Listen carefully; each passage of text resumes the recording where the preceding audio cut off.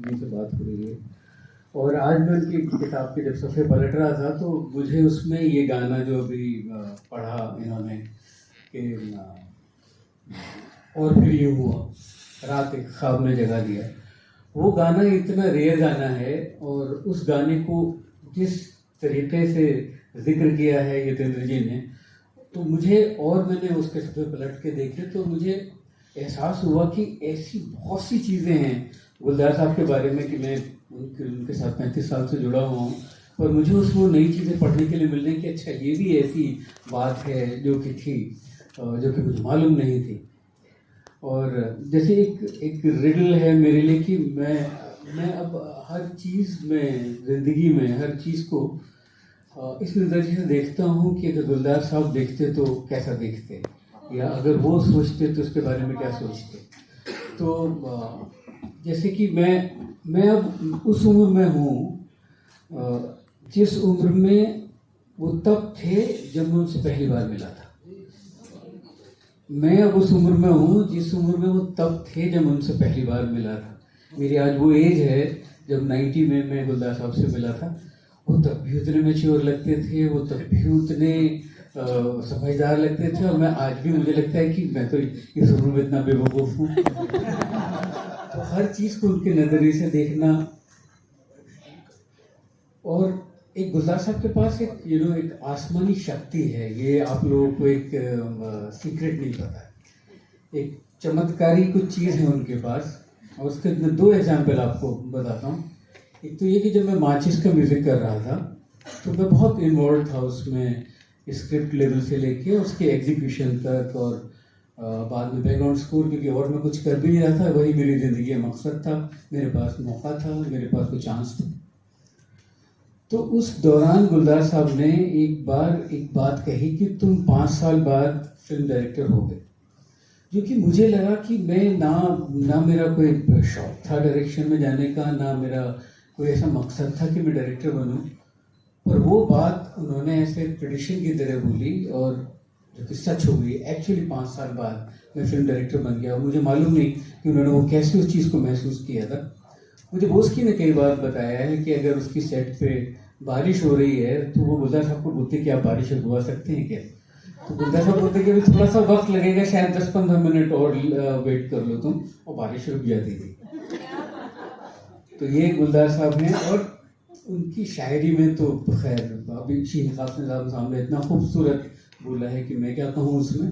पर एक वक्त हुआ करता था कि जो मुझे उनकी शायरी पूरी याद थी, पूरी किताब। एक बूंद चांद आपके यहाँ से प्रकाशित, तो एक बूंद चांद जब मैंने पहली बार खरीदी थी तो मुझे एक नज्म, आप मुझे एक लफ्ज़ बोल दें और मैं पूरी नज्म सुना देता था। और उनकी शायरी में वो जादू है। और एक कमाल का है कि जैसे निज़ाम साहब ने बोला कि आप अल्फाज से पहचान लेंगे कि गुलजार साहब का कौन सा गाना है। मैं कहता हूँ कि वो गाने का मूड से आप पहचान लेंगे। कोई भी कंपोज़र हो, आप देखिए, वो चाहे मैं हूँ, चाहे ए.आर. रहमान हो, चाहे शंकर एहसान लोय हो, चाहे अनु मलिक हो, आप ए अजनबी उनका गाना उठाइए तो गुलजार साहब का मूड, गुलजार साहब के गाने का मूड लगेगा। आसमां के पार शायद और कोई आसमां होगा, शंकर एहसान, लगता है कि वो गुलजार साहब का गाना है। नाम अदा लिखना है शांतनु मोहित्रा का, अनु मलिक का रोशनी से भरे भरे नैना तेरे। तो ये जो है, ये सब गुलजार साहब का मूड उसके ऊपर इतना आता है, उनकी शायरी का, उनकी शख्सियत का, उनकी शायद सब उनका, वो गाना एक्चुअली उनका हो जाता है।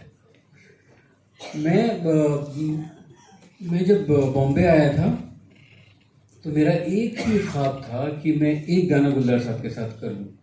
और अल्लाह मियाँ ने मेरी इतनी मुझे नवाजा कि मैं पता नहीं 500-700 गाने गुलजार साहब के साथ कर चुका हूँ। मेरे पास भी अब हिसाब नहीं है इतने गाने, क्योंकि मैंने अपनी ज़िंदगी में जितना काम किया है 99% मेरे गाने गुलजार साहब के साथ हुए हैं। और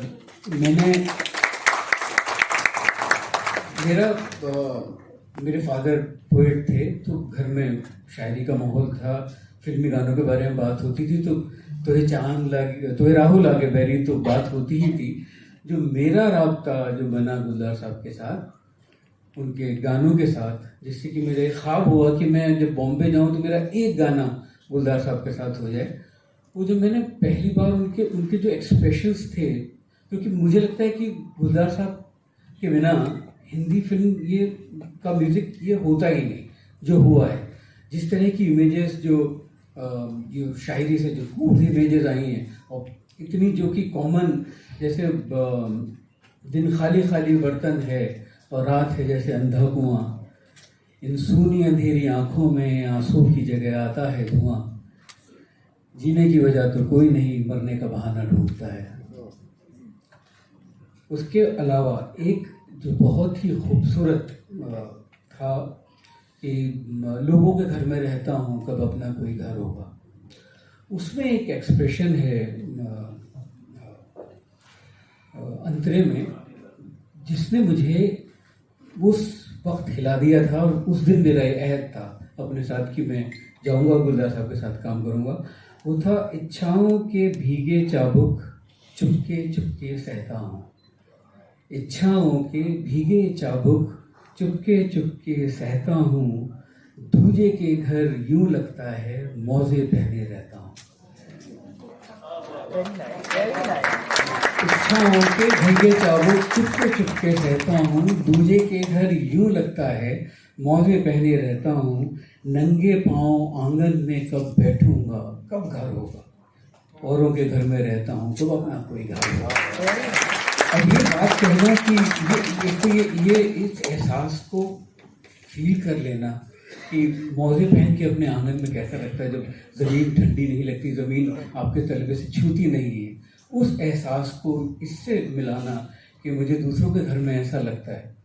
और एक बात उस आखिरी में जो हमेशा एक सबकॉन्शियस में चलती रहती है कि सिर्फ एहसास है ये, रूह से महसूस करो, प्यार को प्यार ही रहने दो, कोई ना। Thank you.